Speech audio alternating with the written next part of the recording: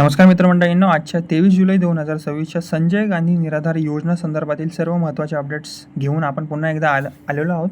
आजच्या व्हिडिओमध्ये आपण जाणून घेणार आहोत की पूरक अर्थसंकल्पांमध्ये या योजनेसाठी करण्यात आलेली मोठी आर्थिक तरतूद, तसेच लाभार्थ्यांच्या प्रलंबित प्रस्तावांबाबत सरकारच्या सूचना, नवीन अर्जाची पडताळणी, लाभार्थ्यांनी कोणती काळजी घ्यावी आणि सध्या अनुदानाबाबत काय नवीन माहिती समोर आलेली आहे. त्यामुळे हा व्हिडिओ तुम्ही शेवटपर्यंत नक्की बघा. या सर्व प्रश्नांची उत्तरे तुम्हाला या व्हिडिओमध्ये नक्कीच मिळणार आहे. आता जी पहिली अपडेट आहे त्याबद्दल जर सांगायचं झालं तर राज्य सरकारने पावसाळी अधिवेशनादरम्यान सादर केलेल्या पूरक अर्थसंकल्पात संजय गांधी निराधार योजनेसाठी मोठी आर्थिक तरतूद आता प्रस्तावित केलेली आहे.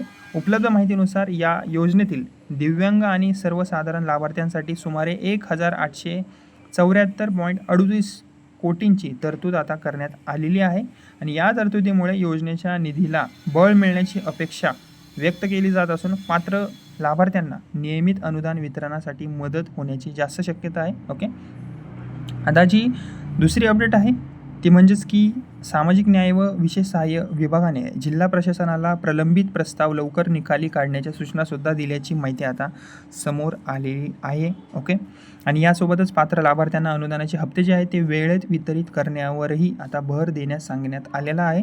ओके, त्यामुळे अनेक प्रलंबित प्रकरणांवर येत्या काळात नवीन निर्णय होण्याची अपेक्षा आता व्यक्त केली जात आहे. ओके, आता अजून एक अपडेट आहे ती म्हणजेच की नवीन अर्जदारांसाठी ही थोडीशी महत्त्वाची माहिती म्हणता येईल. ओके, राज्यातील अनेक जिल्ह्यांमध्ये नवीन अर्ज आणि प्रलंबित अर्जांची कागदपत्रे पडताळणी सध्या मोठ्या प्रमाणावर सुरू आहे. ज्या अर्जदारांनी सर्व आवश्यक कागदपत्रे योग्य प्रकारे सादर केली आहेत त्यांच्या प्रस्तावांवर पुढील प्रशासकीय प्रक्रिया आता सध्या सुरू असल्याची माहिती मिळत आहे. ओके, आता लाभार्थ्यांसाठी अत्यंत महत्त्वाच्या सूचना आहेत. प्रत्येक लाभार्थ्यांसाठी ही सूचना आहे. ओके, आता ती म्हणजेच की जर तुम्ही या योजनेचे लाभार्थी असाल तर तुमचे आधार कार्ड, बँक खाते, मोबाईल क्रमांक आणि इतर आवश्यक माहिती बरोबर आहे का याची खात्री करून घ्या, कारण माहितीमध्ये कोणतीही चूक असल्यास, त्रुटी असल्यास अनुदान जमा होण्यास तुम्हाला विलंब होऊ शकतो. आता पात्रतेबद्दल एक अपडेट आहे, माहिती आहे ती म्हणजेच की आता जिल्हा स्तरावर लाभार्थ्यांची माहिती वेळोवेळी पडताळली जात आहे.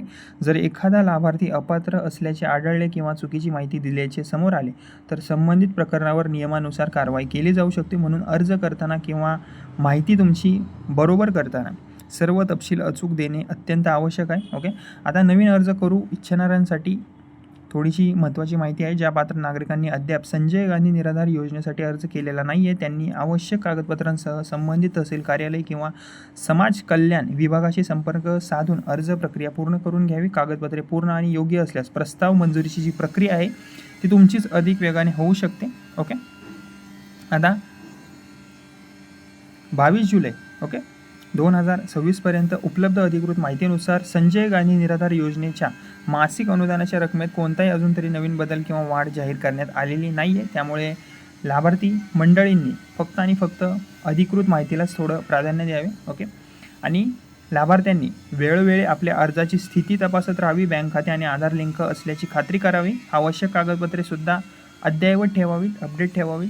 आणि अशाच संजय गांधी निराधार योजना, श्रावण बाळ सेवा योजना, लाडकी बहीण योजना, शेतकरी योजना आणि महाराष्ट्र शासनाच्या ताज्या अपडेट सर्वात आधी पाहण्यासाठी आपल्या या व्हिडिओला लाईक करा. माझे बडी नावाचे चॅनल आहे त्याला सबस्क्राईब करा आणि महत्त्वाची माहिती गरजू नागरिकांपर्यंत नक्की शेअर करा. धन्यवाद.